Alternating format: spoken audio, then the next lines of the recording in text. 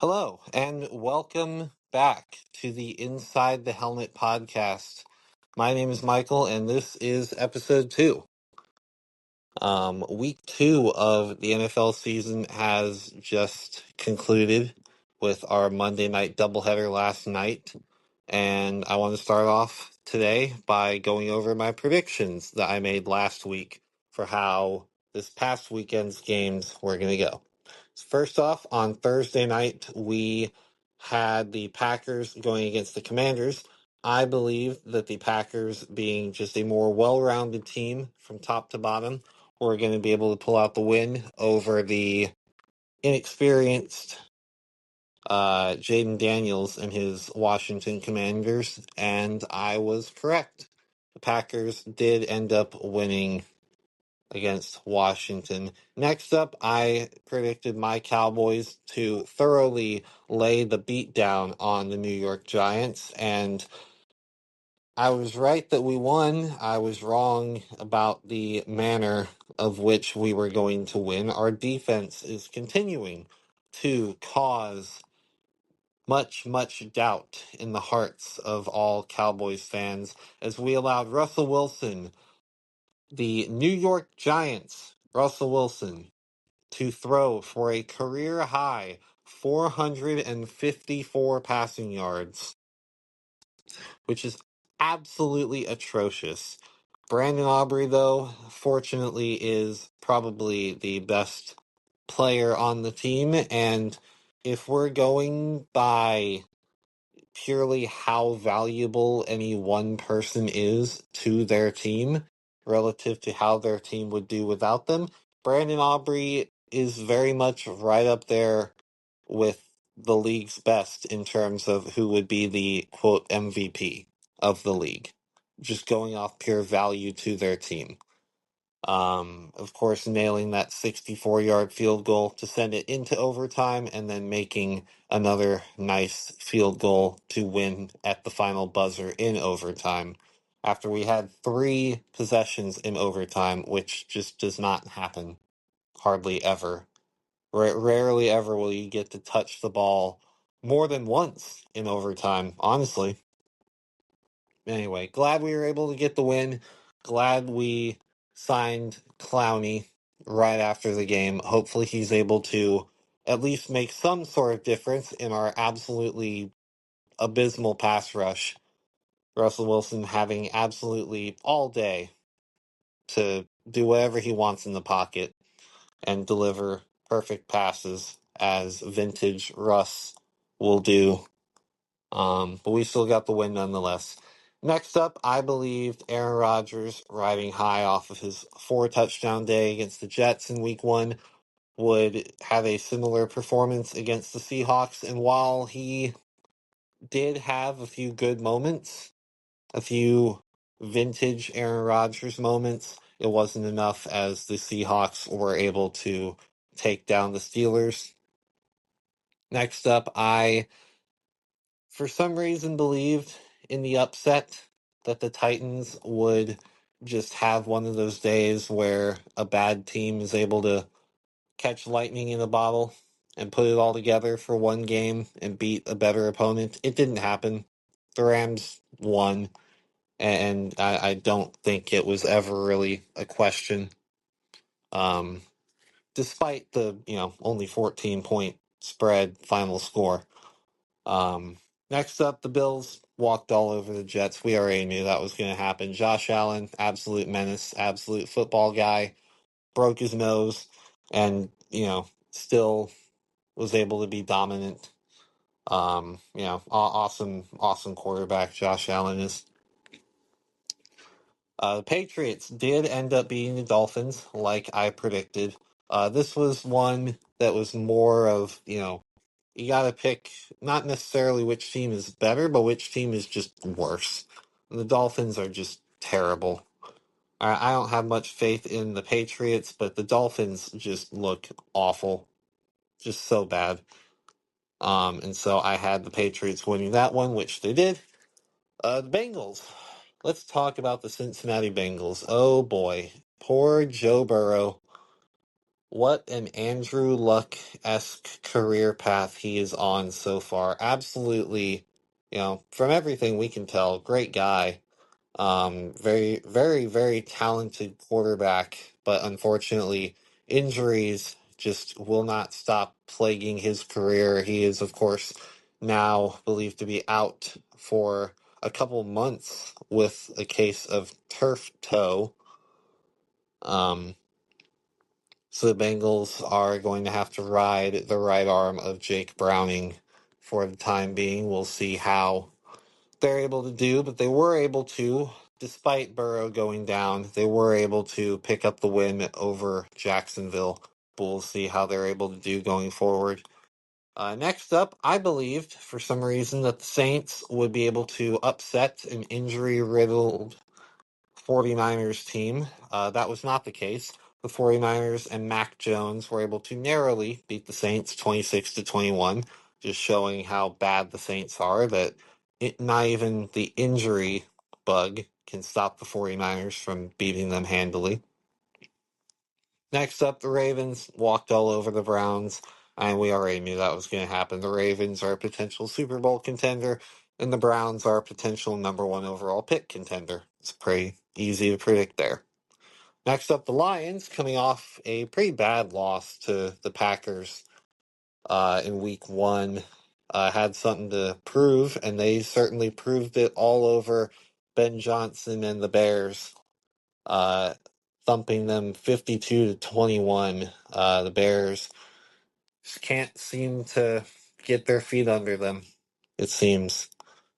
Uh, Next up, the Colts and the Broncos. I had the Colts winning this one, and they did, but of the narrowest of margins, needing a last-second field goal to take the win there against Denver. A really good game, top to bottom. Two teams in a dogfight. You love to see it. Next up, another one kind of like the Patriots and Dolphins, where the Panthers are just that bad that it's really hard to predict them to win anything, and the Cardinals were able to take care of business like I thought they would. So no real surprises there, nothing really noteworthy. Um, Next up in the Super Bowl matchup, the Eagles were able to take care of business against the Chiefs with their illegal tush-push play where their offensive linemen, of course, line up offsides in the neutral zone, and they false start every time, but it doesn't get called for whatever reason. Um, that combined with the fact that Patrick Mahomes seemingly has absolutely no help as of right now, him missing a few of his key weapons offensively, and Travis Kelce just giving the Eagles a free interception because he doesn't know how to catch a football. It's not doing him any favors. He's the Chiefs' leading rusher so far as well. So I never thought I'd, you know, see the day where I'm saying Patrick Mahomes has no help on offense, but it seems that day has come. And the Chiefs certainly have a lot of things to figure out and fast. Next up, I believed that we would see the J.J. McCarthy that we saw in the fourth quarter against the Bears, against the Falcons. That was not the case. We saw the J.J. McCarthy from the first three quarters of the Bears game against the Falcons, as the Falcons were able to win a very boring game, a field goal fest, until the last few minutes where they finally punched in a touchdown to take the win over the Vikings. That was one I got wrong. What I didn't get wrong, though, was the Monday night doubleheader. The Buccaneers were able to mount a late touchdown drive to take the win against the Texans in the first game, and then in the second game, the Chargers were able to handle the lowly Raiders to close out week two. After week two, my predictions, I of course didn't do predictions for week one because I hadn't started this podcast yet, but from week two onwards, we'll be keeping track of my predictions. After week two, I am 12-4, so that is not a bad strike rate whatsoever. That 75% correct so far. So I will take it. We'll see how long that will keep up. Next up, going to go into predictions for next week. Um, First up, we have the Bills against the Dolphins on Thursday Night Football. This one is only going to go one way, and that is that Josh Allen is going to run and throw all over the Dolphins defense for no less than 380 yards and 5 touchdowns, and the Bills are going to dismantle the Miami Dolphins, and Mike McDaniels is going to get fired very soon, is my belief. I'm going to stand by that. The Bills are going to beat the Dolphins. Next up, I have the Buccaneers beating the Jets. The Jets did look pretty good in week one against the Steelers. They didn't look quite so good against the Bills in week two, but I just believe the Buccaneers and Baker Mayfield are just a good, scrappy team that just knows how to win. And so I think they're going to get it done. Kind of in another light, I have the Commanders over the Raiders. Not even because I have a whole lot of faith in the Commanders. I mean, they didn't really show a lot of promise against Green Bay last Thursday, but more so the Raiders are just terrible. So I think that the Commanders are going to win because of the weakness of their opponent. Kind of similarly, I have the Texans going into Jacksonville and winning.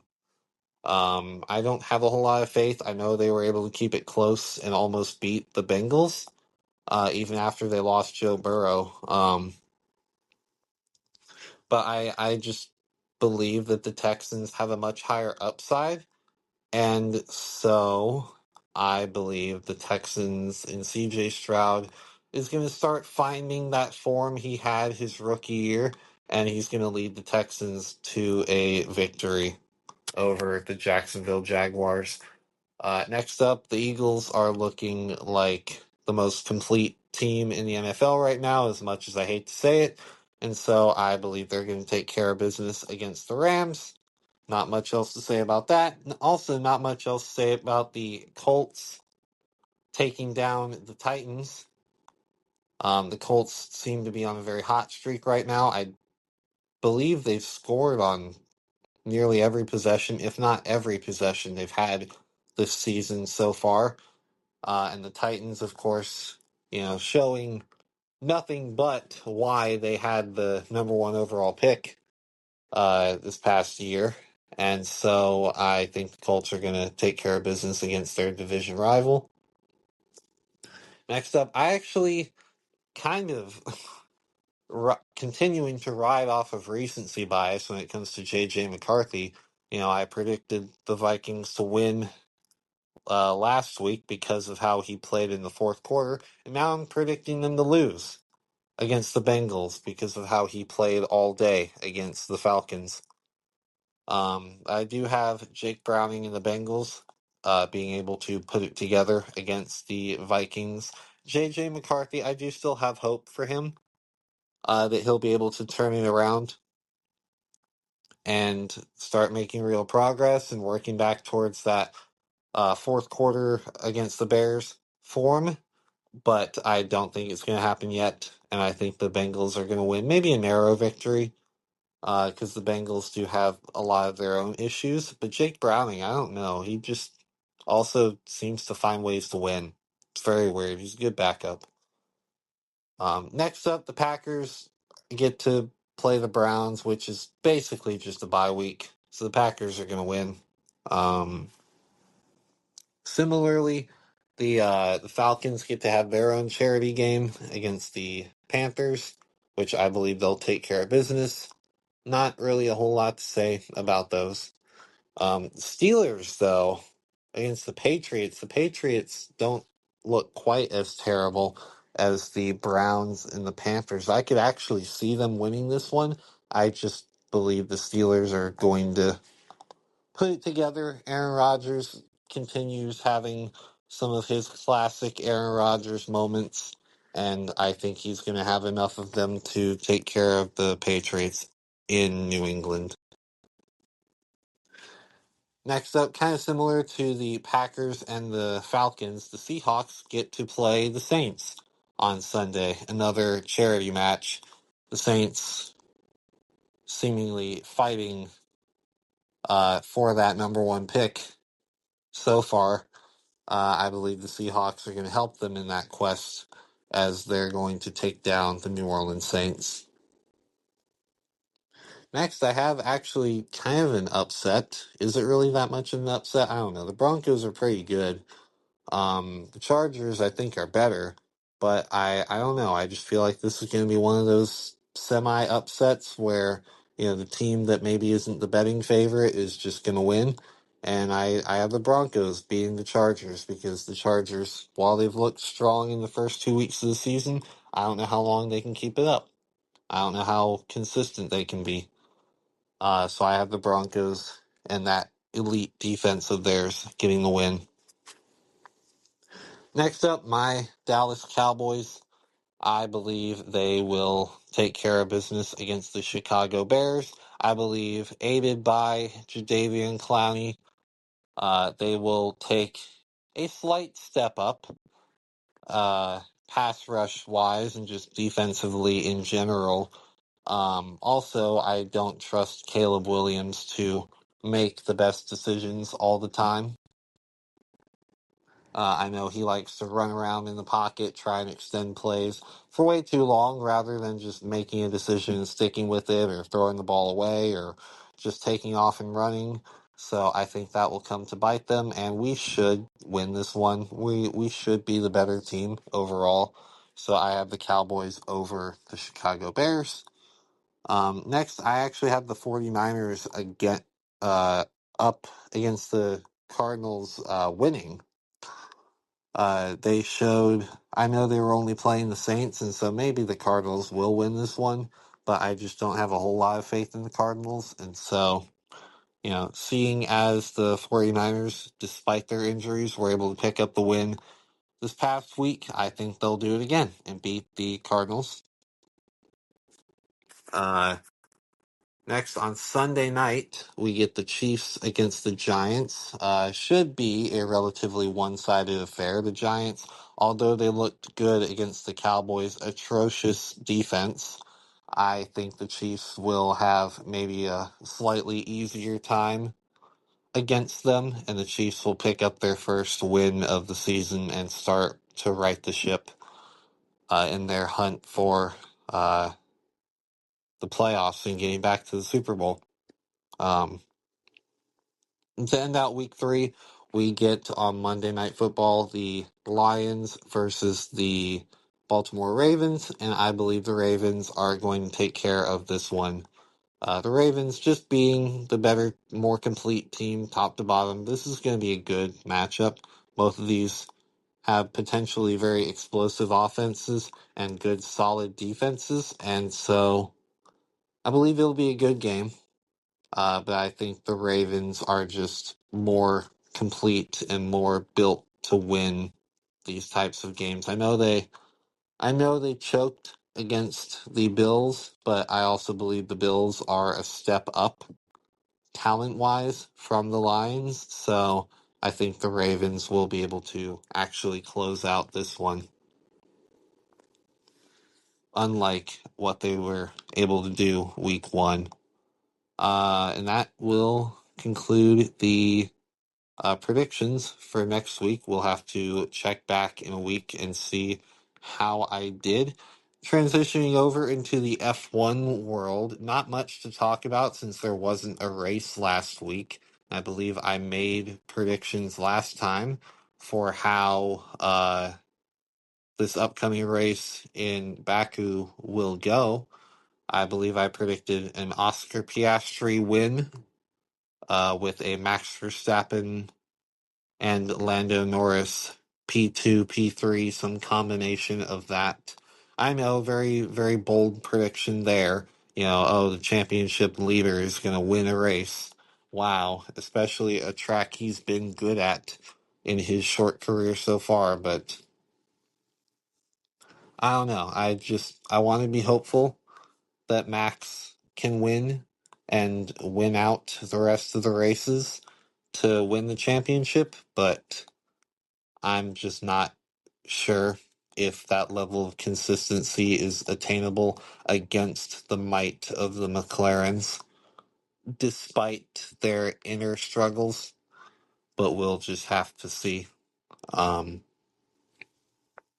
there is only a little bit of news regarding F1. Isaac Hadjar is I don't know if it's rumors or if there's anything official coming soon. Supposedly, he is being eyed for that second Red Bull seat for next year, for 2026, with um, Arvin Lindblad. Is that how you pronounce his name? I'm not sure. Um, but he is being considered for the Racing Bulls seat, to join either Liam Lawson or Yuki Tsunoda. Not quite sure who will be in the Racing Bulls next season, but Isaac Hadjar certainly performing very well. Of course, got his first podium in the Netherlands a couple weeks ago, and then was subsequently knocked out of Q1 in Monza. So a very, very interesting turnaround there. But of course, he's been having what many consider to be the best rookie season out of all the rookies this year, given the machinery he's in. So I would not be surprised at all if Red Bull continue to ruin the careers of good, young, promising drivers by sticking them in that seat before they are ready. But we shall see. Um, with that, I don't really have much else to talk about, and so that is going to be all for today. Still no guests or anything along those lines. Still trying to, admittedly, get used to the idea of podcasting. So we will just have to see where this goes in the near future. But I want to thank you all for listening. And I will see y'all next week. Bye bye.